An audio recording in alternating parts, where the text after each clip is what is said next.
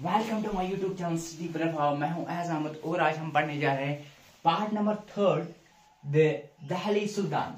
तो पहले लेक्चर में हमने देखा था कि कैसे दिल्ली सुल्तान वजूद में आ गए। तो हमने वहां पर महमूद गोरी की बात की थी, महमूद गजनी की बात की थी। फिर मैंने आपको बताया था कि चौहान जो हमारे पास कैसे दिल्ली सुल्तान बन गए। दिल्ली जो है, दिल्ली कैसे कैपिटल आ गई, क्योंकि चोलास टाइम में क्या था, जब चोलास का दौर था तब तो हमारे पास रिवर डेल्टा की जो हमारी रिवर डेल्टा था उसको सबसे ज्यादा मतलब इम्पोर्टेंस दी जाती थी। और इसके बाद मैंने आपको बताया तोमार जब आ गए तो यहाँ पे पहले उन्होंने कैपिटल बनाई है, कहाँ पे, दिल्ली में। और फिर चौहान आ गए।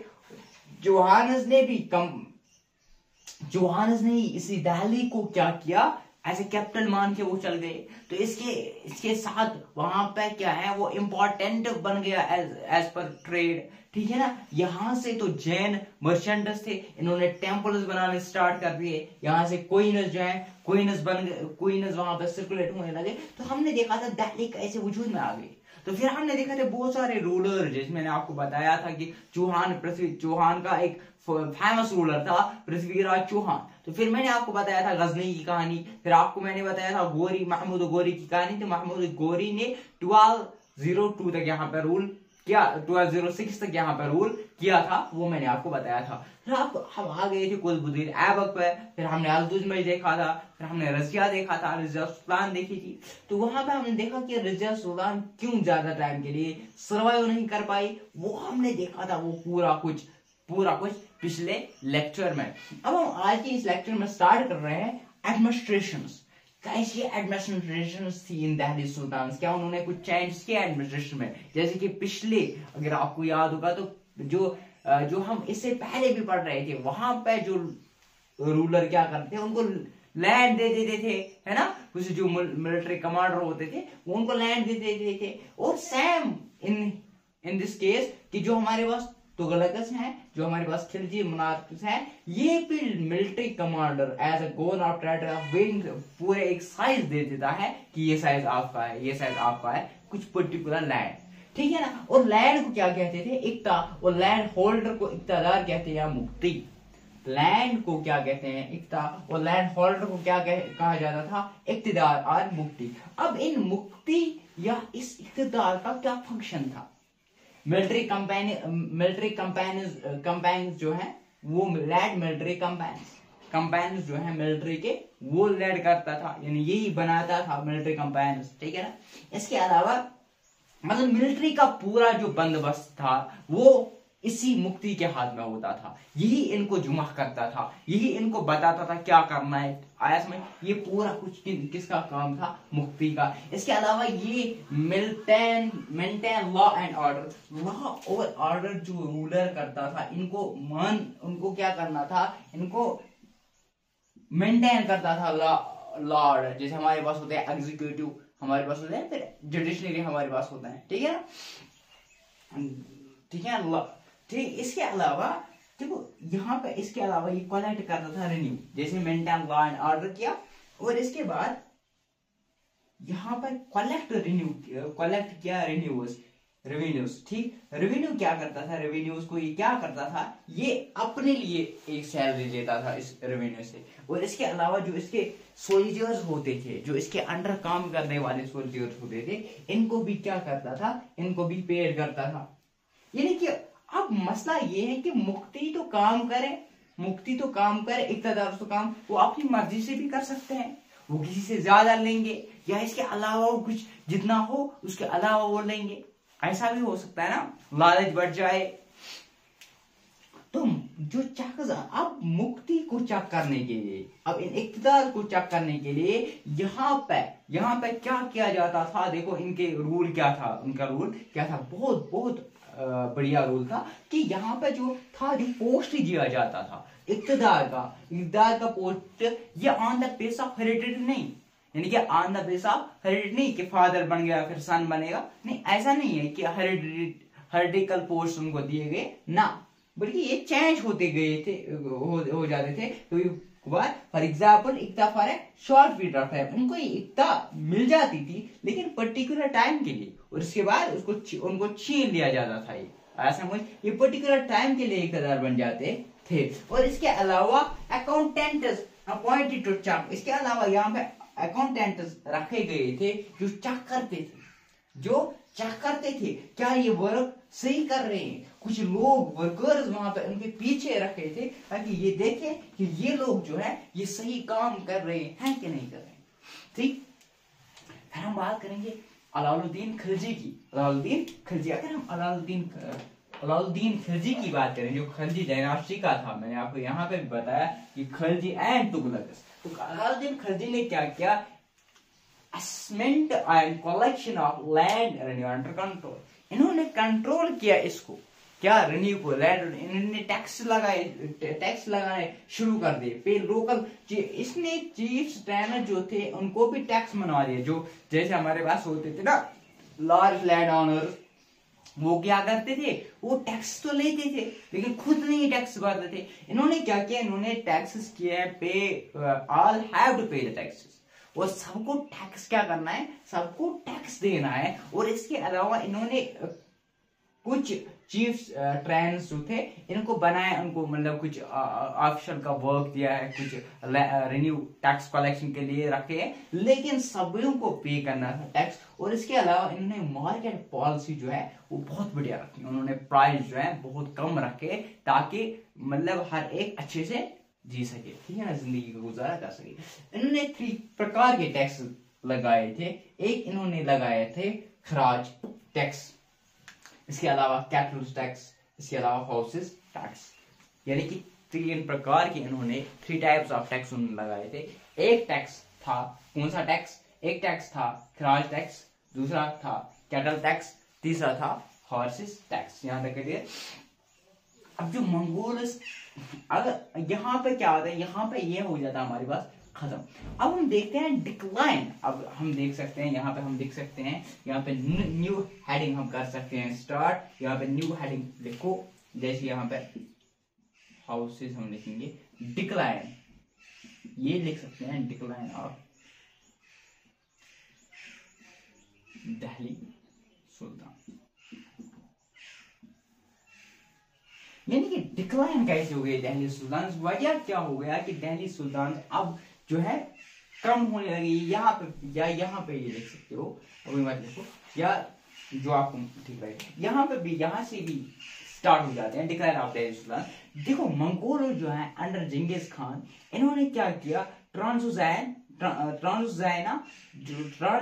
जो है नॉर्थ ईस्ट का पार्ट, जो ईरान का पार्ट था, नॉर्थ ईस्ट ईरान का पार्ट था, इसको अपने कब्जे में लिया। यानी कि जो हमारे पास मंगोल्स थे जिंगिस खान के हलफ से मदद से ट्रांसजोंगिया जो है इन्होंने अपने कब्जे में लिया। और इसकी वजह से जो दिल्ली है, दिल्ली को भी प्रॉब्लम फेस करनी पड़ी, दिल्ली को भी फेस करनी पड़ी। अब दिल्ली ने, जो दिल्ली के सुल्तान थे, जो अलाउद्दीन खिलजी था, इसने क्या किया, इसने मोबिलाइज किया लार्ज स्टैंडिंग आर्मी इन दिल्ली, यानी कि आर्मी वेल ट्रेनर, और अपनी आर्मी को एक्सपेंड करना स्टार्ट कर दिया, अपनी आर्मी को मोबिलाइज किया, आर्मी को, लार्ज स्टैंडिंग आर्मी इन दिल्ली। और यहाँ पे बिग चैलेंज और एक थे, यानी खोखार, जो मैंने आपको, अगर आपको याद हो, मैंने जब history of Jammu and Kashmir starting के लेक्चर में आपको बताया था, वहां भी हमने खोखार्स के मुतालिक पढ़ाए थे, गखर्स की, मैंने बोला था गखर्स और खोखार्स, ठीक है ना, खोखार्स मैंने बताया था वहां पर, गखर्स और खोखार्स, ठीक है ना, जो कहां पर रहते थे, जो माउंटेनस एरिया में रहते थे, जम्मू के पहाड़ी इलाके। खोखार जो है, गोखार चीफ से उनको बहुत चैलेंज होते थे उस टाइम। मैंने पहले जब मेडिवल हिस्ट्री बताई थी, हम पढ़ेंगे, तो तब मैंने बताया था कि ये जो थे यहाँ पे उनको फेस करना पड़ा बहुत सारी प्रॉब्लम्स को। तो कौन था, शाका और जसराट और शाका जो था, जिन्होंने बहुत प्रॉब्लम क्रिएट की थी। ये 2 लीडर्स थे, खोखार चीफ्स के, और थ्रेट टू अल्तुतमिश को बहुत सारी प्रॉब्लमों का सामना करना पड़ा। और ये पता था सुल्तान को, अगर ये जीत जाएंगे, अगर जम्मू के क्या थे, रूलर्स थे, ठीक है ना, मैंने आपको वहां पे भी ये पढ़ाया था, जो जम्मू के लीडर्स को भी बहुत प्रॉब्लम हुई थी खोखार से। अब जम्मू के लीडर्स जो है, जम्मू के रूलर जो है, अगर ये इनको मदद करे खोखार को तो ये जीत सकते थे। अब इन्होंने क्या किया दिल्ली सुल्तान को, इन्होंने वो अपने अंडर किया जम्मू के रूलर्स को। कैसे? उनको गिफ्ट्स फराहम किए, समझ, आपस में मिलने जुलने लगे। तो इसके अलावा टैगल, ये इनको पता थी दिल्ली सुल्तान को, अगर ये जीत जाएंगे ये एक ही तरीके से जीत जा सकते हैं कि अगर वो क्या लेंगे, हलफ देंगे जम्मू के किनको, जम्मू के रूलर से। और दो रूलर्स इंपॉर्टेंट थे, एक है हमारे पास राजा हमार देव, दूसरा है राजा बहराम देव। ठीक है ना, वहां पर मैंने ये बात की थी। राजा हमार देव क्यों? क्योंकि राजा हमार देव ही ऐसा था जिसने हलफ की थी, किसको हलफ की थी? सैयद रूलर मुबारक शाह को। और 2 टाइम इन्होंने डिफीट किया था खोखार को, 2 टाइम हलफ। अब राजा हमार देव सैयद रूलर जो मुबारक शाह था, इन्होंने डिफीट किया है खोखार कितनी दफा? 2 दफा। इसके अलावा जो हमार देव था, इसको टाइटल भी मिल गया था फिर राजवी। मैंने वहां पे भी ये बताया था अच्छे से, ये इससे भी अच्छे से मैंने वहां पे ये डिस्क्राइब किया था, तो आप देखना वहां पे हमारे देव को टाइटल मिला था रॉय बेव। अब देखो राजा बहराम देव जो है, इसने राजा बहराम देव, मैंने 2 बताए थे, एक राजा हमार देव, दूसरा राजा बहराम देव। राजा बहराम देव की मदद से जो है ये किल किया गया। कौन? जसराट। जसराट कौन था? खोखार लीडर। और कब किया था? जब तब कौन सा लीडर था, तब कौन सा रूलर था? Bahlol Lodhi. Bahlol Lodhi, Sayyid and Bahlol Lodhi, Sayyid and Lodhi dynasty, ठीक है ना, लोधी डायनास्टी का बहलोल लोधी। और इसने जो बहलोल लोधी है, इसको क्या दिया है? चार्ज दिया है राजा बहराम देव को। कौन कहां की? सियालकोट एंड बहलोपुर।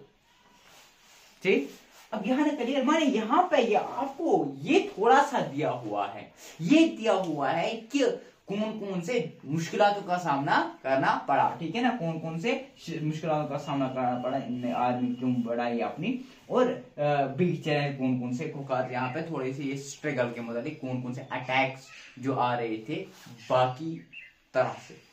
अब सुल्तान in the 15th and 16th century क्या हुआ, यानी सैयद और लोधी डायनास्टी जिन्होंने दिल्ली से आगरा तक रूल किया है 1526 तक। यहाँ पे उस टाइम पे क्या हुआ, इस टाइम पे 2 डिविजन्स हो गए, उस टाइम पे 2 डिवीजन हो गए।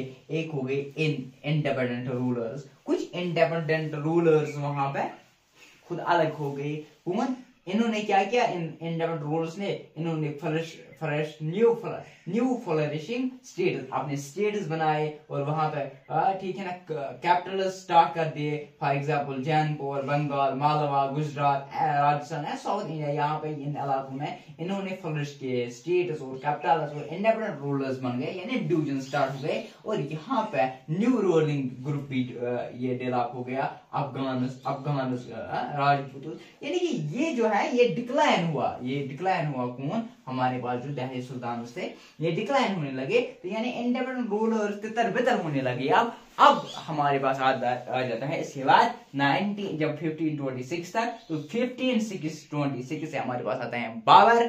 कौन? मुगल एम्पायर।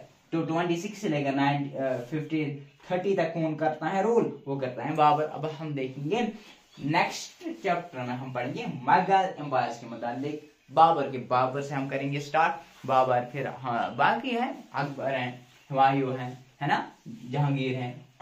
तो ये था आज का लेक्चर द दिल्ली सुल्तान। आज हमने एडमिनिस्ट्रेशन ऑफ दिल्ली सुल्तान के मुताबिक पढ़ा, फिर हमने देखा मुक्ति के मुताबिक, है ना, कैसे चेक करते थे अलाउद्दीन खिलजी ने क्या क्या किया अपने दौर में। तो मंगोल्स ने जो है अटैक करना स्टार्ट कर दिया था, ये चैलेंज था। तो इससे ये फायदा हुआ यहाँ पे जो स्टैंडिंग आर्मी मोबिलाइज होगी, और बिग चैलेंज कहाँ से खोखार ने उनको भी कितना तंग किया ये हमने देखा। फिर हमने देखा कि कैसी डिक्लाइन होगी दिल्ली सुल्तान और वजूद में आ गई अब हमारे पास मुगल एम्पायर। तो दैट मीन्स अब हम पढ़ेंगे मुगल एम्पायर। तो अगर आपको ये लेक्चर पसंद आया होगा, समझ आया होगा, तो अपने फ्रेंड्स के साथ जरूर शेयर करो और बने रहे हमारे यूट्यूब चैनल के साथ स्टडी प्लेटफॉर्म।